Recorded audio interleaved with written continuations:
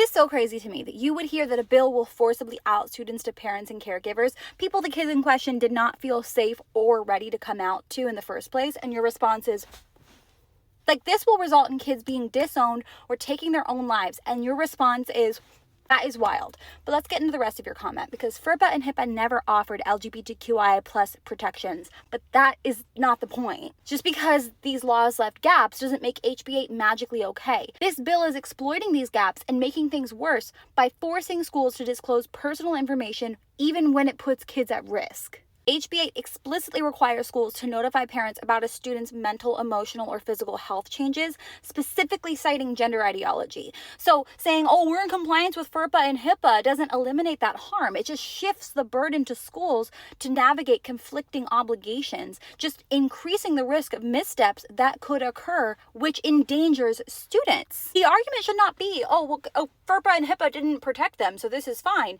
The argument should be, how do we ensure that all students, especially the most vulnerable, are safe, supported, and affirmed in their schools? Because educators and counselors now face this impossible task of determining what gender ideology and sexuality content means in Ohio, and when they have to disclose and when they don't.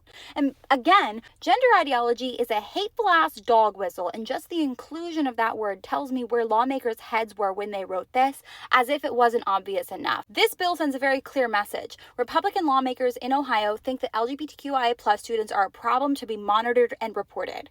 This rhetoric alone creates a hostile environment where LGBTQI plus youth feel unsafe, and they may not feel like they can confide anymore in trusted adults when they need support most. So, not really.